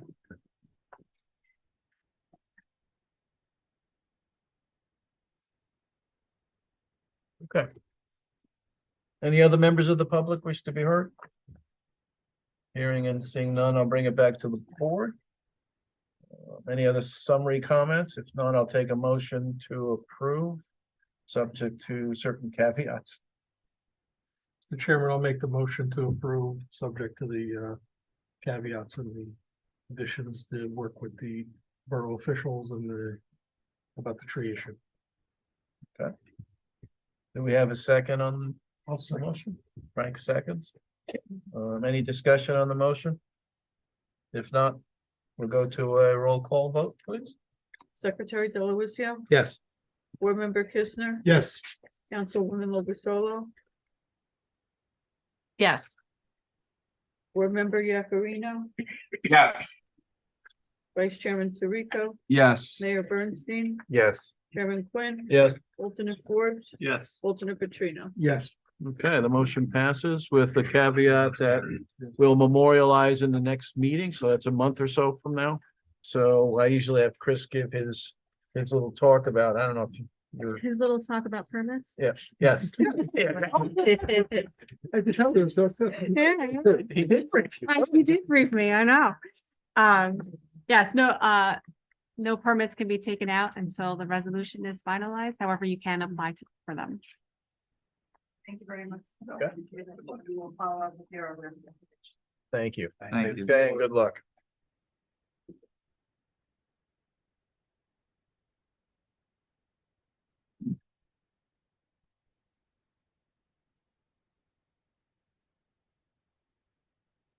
Have one more matter on the agenda. So there, okay. We have file land use board 2022-22. Is that right? Oh, no, that was last month. I'm sorry, I missed. I'm sure you do that for your granddaughter. Oh, no, it is. I did have that right. I'm sorry. Nicholas and Christine Luisi, 735 West Crescent Ave, Allendale, block 2204, lot 1, and proposed second floor addition and a pool house. So we have some variants related to that construction, and I'll ask council if the public notices are all in good shape. All in good shape. Sufficient, you may proceed. Okay. And let's see who we have before us. My glasses stay on. There we go. They're working. Okay. And who do we have before us for this one? I'm Nick Luisi, and this is my wife Christine, and I have my architect here, Chris Blake. My wife and I were fortunate to purchase 735 West Crescent Ave last summer.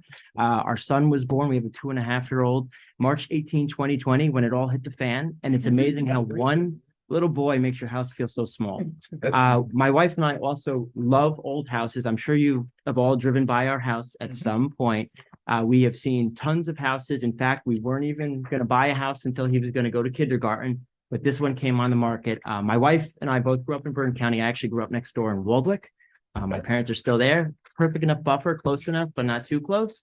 And we fell in love with this house. And the only thing, some of these older houses, while we plan on keeping all the historic charm of the house, they didn't have the modern amenities with the upstairs.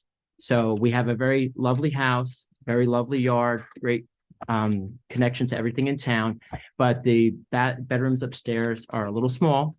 We have an awkward place bathroom supporting all 3 bedrooms, and we just want to make the house fit our growing family. So that's really why we're here. The other part of it is in the backyard. We have a very large extended family. My mom and dad are both one of 9 and 10. Her dad's one of 10. There's a lot of young families. So we really just want to make sure we have a place to bring everyone together and enjoy the wonderful property that we were luckily able to find in a great town. Cool. And I will turn over the particulars to Chris, but if you want me to gush about our house anymore, I'm happy to do that. You've done a pretty good job, but let's swear you in before we go in. You gotta say that all over. Oh, no. Right, who's going first? I guess we'll do both together. Raise- However you want. Raise your right hand. Oh, Who's testifying? Are you speaking or no? Okay. Chris will start. Whoever's speaking, please Okay. raise your right hand. Do you swear to tell the truth, the whole truth throughout the proceeding?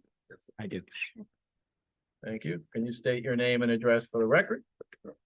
My name is Chris Blake, architect. I'm at 24 New Ridge Road in Bergenfield, New Jersey. I've appeared before this board quite a few years ago, though. Okay. And many boards throughout Bergen County and northern New Jersey. Okay. Thank you. And we'll ask for your, Yes, again. just one more time for the Sure. record, so we have. Full name is Nicholas, but you can call me Nick, Luisi, and I live at 735 West Crescent Ave in Allendale, New Jersey. Thank you. Okay. So tell us what you're gonna do, or what you want to do. So, as Nick was saying, we plan to expand the second floor of the house. Where currently there are 3, I'll call them modest sized bedrooms, 11.5 by 11 or 11 by 14. And 1 small bathroom, maybe 11 by, it's a long, narrow bathroom, 11 by 5. Okay. Yeah, It's a- five is narrow. It's a very traditional house, if you will. Right. It's a very, at one point, especially before the downstairs was touched up, it was a very symmetrical house. Staircase is right in the middle and everything kind of revolves around that. So what we're planning on doing is kind of increasing the bedroom level towards the rear. And as doing so, we're kind of extending a couple bedrooms, kind of extending the sides, the existing side wall, if you will, of a couple of the bedrooms. Fairly diagonal, so we just kind of. Well, yeah, okay. And what that does is conflict with the side yard setback. The current house is located on a large property. It's a long, narrow property. Right, yeah. The width is 100 feet at the front, and it's probably somewhat close to that, even at that width of the house. The current house is located 6.47 feet away from this. Well, that's at the deck, but the house itself is about 7.5 feet away from the side yard property line. Again, what we're proposing to do is extend the second floor. And when I say extend the second floor, the first floor is bigger than the second floor, kind of all around. It has this sweeping covered porch and kitchen and another room on the right-hand side. So the first floor is a bigger footprint than the second floor. By extending the second floor, we're not even extending as close to the side yard setback as the original house. Again, the original house is set back 7.55. The portion we're extending back is closer to 16.53. So portions of the house that we are extending are not as close to the property line as the existing And house. that's on the left side or the right side? This is on the left side. Left On the side. right side, we have the driveway and we have a little bit more room. We have 42 feet over there, so that's not the issue at all. Okay.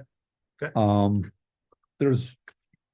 There was a typo with the original submittal to the zoning officer where he was requiring, sorry, I have it here right somewhere, 32.6 feet for the side yard setback. Okay, you have the Yeah, what logic. happened was he counted the square footage of, like, it was about 400 square foot. He counted twice. But we did correct that. So it's Okay. anything we do, I'm sorry to jump in, but anything we do, even if we added 1 square feet, it's going to need us to have it there. Right, but I just wanted to tell them what. the same is. Oh, sure. You have that? Yeah, you have the larger version. This is a little hard to read, but Yes, no, I'm in the shrinkage, but. not sure why these towns require 11 by 17s personally, but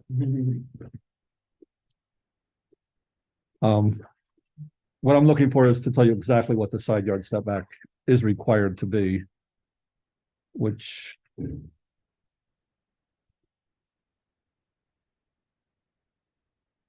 I had it here a second ago. Apologize.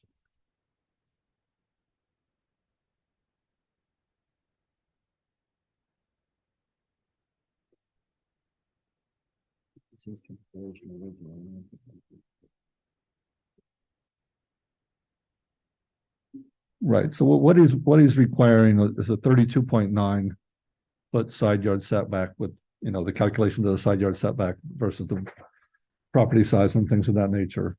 I think, like Nick said, the actual redundancy of their square footage that was added in there actually brings it down to closer to 32.6, but in any event, it's approximately 32.6 feet that's required for the side yard setback. And the portion we're extending at the worst case scenario will be 16.53. So we definitely are encroaching the side yard setback. Again, we're working with the existing house. We're working with the existing master bedroom. We're working with the existing footprint of the house. We're trying to keep the architecture. We're trying to keep the spirit of the house, the symmetry intact. And we're trying to, keep it a modest addition. We're not trying to knock down the second floor and redo the stairs and redo the whole house. It's really meant to be a simple addition to the master bedroom, a little bit to the bedroom 3, and obviously And it's to the bathroom rear of the itself. property, so you don't see it from the It's curb to side. the rear of the property. You have a very good curb view though, and the pictures are very good. Right. I'd also like to elaborate on the fact that the side yard setback that we're getting close to is tremendously, not tremendous, but it's quite a distance to the house. There's not a neighboring house that sits right next to the side yard setback. Is that the rear of the house to the left? It also is their the rear of the house. Yeah, that's right. It Our house kinda- is set back 82 feet and their house is next door is set back not even half of that. So we're in someone's rear yard. In addition to the fact that they're probably 50 or 60 feet away from us on this side With yard that point, setback. yeah. We're not That house exactly. might be 1800s, like 1100 square feet, and it's the complete Yeah. opposite end, and all the side of ours is all woods. We're not cutting any trees down, by the way. Good. Glad to hear that. You were listening. We have a lot of trees. If you look at the picture, we got a lot of trees. All on the property. And the basis for this is a hardship, and the hardship's based on what? On Hardship is based on the fact that the existing house is located where it is, and that we are trying to keep most of the main house intact. We're trying to keep the symmetry. We're trying to keep the aesthetics of the house. We're trying to keep the historic value of the house, and we're just simply adding out to the rear where it will be the least conspicuous. It's sort of a narrow property, so does it meet the front yard width?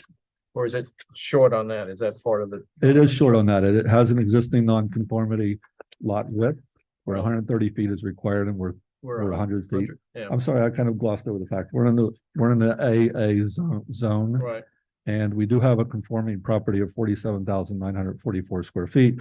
But as mentioned, the lot width is a little bit narrow and the length is tremendously long. It's 100 feet by like an acre, so it's. Yeah, I know, I can see that. And what we're doing with the side yard setback is really just extending it or adding more to the existing nonconformity. We're not even making it as drastic as it is now.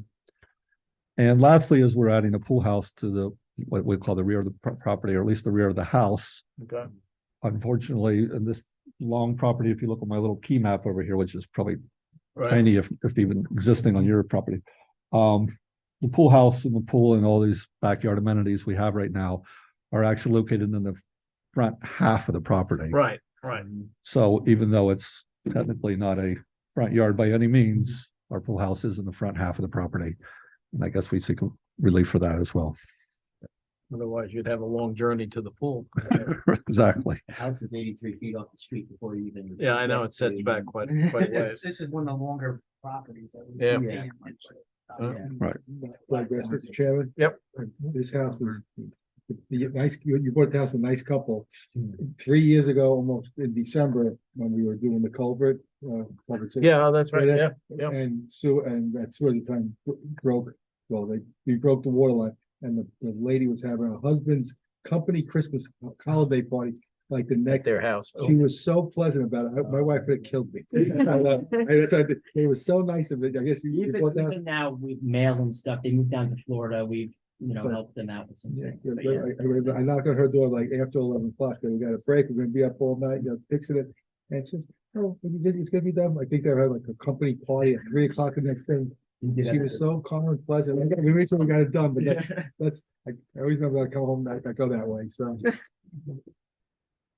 On the pool house, my only question there was, why couldn't you move it to the rear of the pool?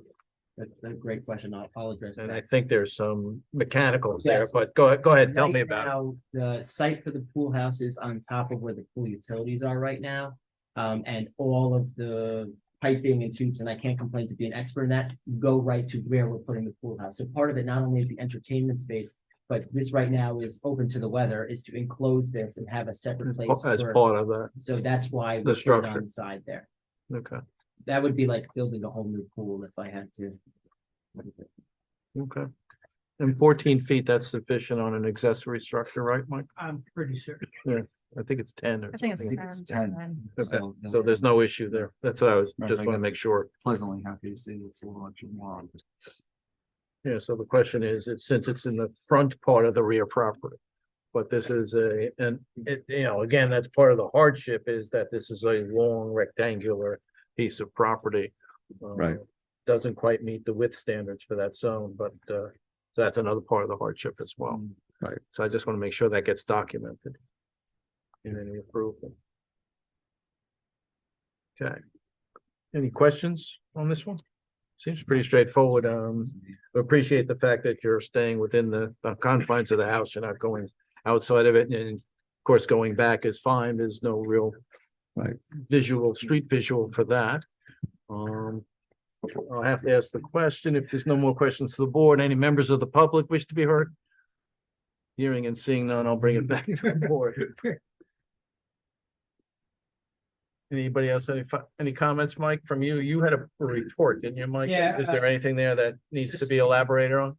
Just a couple real quick questions. Finishes of the addition, I'm assuming it's gonna blend in the addition and the pool house. Yes, in fact, our house has a very unique hip roof, so not only will the pool house mimic that, even the back addition of the dormer will mimic that hip roof. We're very, as I said, we're very big into keeping architectural details on it, making it all look like it always was there. The finishings will be similar, some kind of shingle, maybe hardy hardy shingle or cedar shingle, like just, it will all look the same now. Okay. And no spotlights or. No spotlights. Right, we'll have the typical Safety. lighting around the door for safety and Yeah. things of that nature, but no lights shining on the property or neighboring. for Any sure. problem with the drainage? They will probably have to file a plot plan. Based on the square footage. Okay. And that'll be invested in that type of. Okay, probably no soil movement either, Uh, but no, those are details, the engineering details, we'll let the engineer wrestle with. And the other thing I just wanted to point out, you had asked about locating the pool house. there. Yeah, The pool- yep. The property drops off a little bit, so that's what. Okay. Probably create additional grading, may not be necessary, but the pool house is located. Where it is, okay, or whether it's proposed. Yeah. Okay. Since we have you here, Ed, any comments from your perspective? Thanks for asking. I agree with you. The C1 variance is the definite hardship condition. Okay, I thank you. So our planner has weighed in. He was really here for the first matter, but he was nice enough to stick around. All right. Would someone like to, if there's no other questions, someone like to make a motion to approve? I'd like to make that motion to approve. Thank you, Suzanne. And do we have a second on the motion? Rico. All right, any caveats on the motions? We don't have to worry about arborists or anything? No. Okay. No trees or harms in the making of this project. Okay, and, Like the print off paper. Well, you guys wanted 10 copies. all right, any discussion on the motion? If not, we'll move to a roll call vote, please. Secretary Delavatio, Yes. Board Member Kistner, With pleasure. Councilwoman Lovasolo? Yes. Board Member Yakarino? Yes. Vice Chairman Sirico? Yes. Sorry. Mayor Bernstein? Yes. Yeah. Chairman Quinn? Yes. Alternate Forbes? Yes. Alternate Petrino? Yes. Okay, the motion carries and you're approved. Good luck. Subject to memorialization at the next meeting. So. This is my moment to shine. I need the notes. so- Okay, ready? Yeah, here she goes. Here we go. No permits can be taken out until the resolution is finalized at the next meeting. However, you can apply for the permit. And good luck. Thank you. Thank you. Feel free to Luck. buy when it's done. Looks like a nice plan. Especially in the summer. Yeah, exactly. The pool house.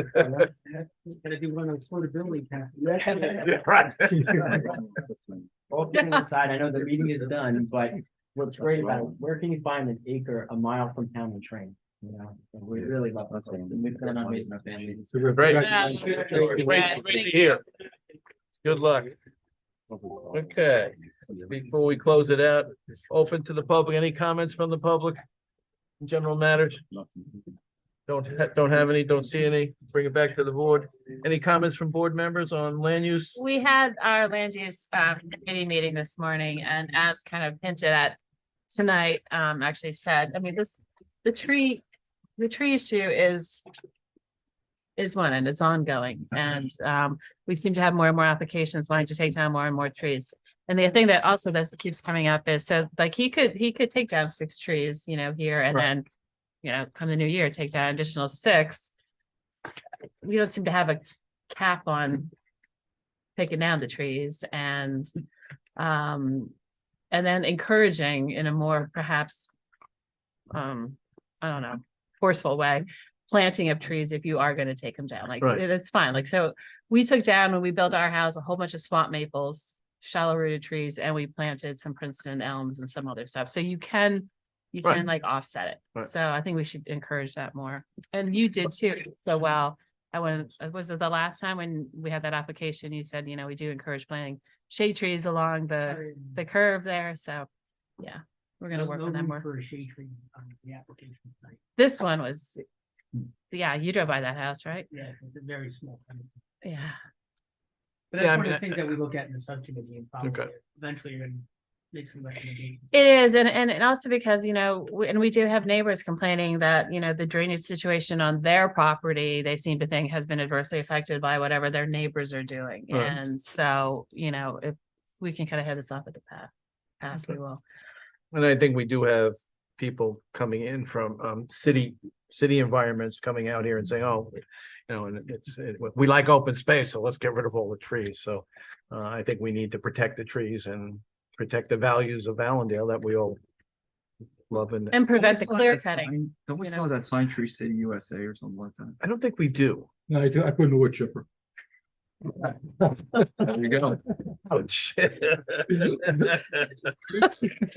Fargo That Ron. was good. Wow. All right. Any other matters that need to be brought up?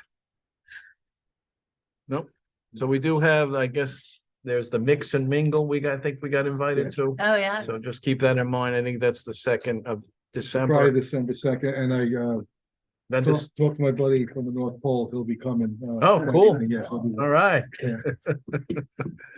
Yeah, to Ron. It's a good time in Allendale. Actually, he's coming back. Okay, good. What do we have coming up for next month? And then next month is the last meeting of the year. It happens in December. And we'll be Ari's last meeting as right. mayor. So we'll have to recognize him. Oh, I'd like to recognize him. You don't have to. Yeah, that wasn't phrasing it, but when it's getting later. My damn glasses broke. And Suzanne, I'm not sure if you're gonna continue on the board or not, but Idea, so. the new council will figure it out. And we'll go from there. Okay, and I thank Ed and Mike for their participation this evening. So without any further, I'll take a motion to adjourn. So moved, Delaware. Second. All in favor? Aye. Opposed? Tyler. I heard Tyler. I'm still here. Meeting is adjourned. Thank you, everyone. Thank you.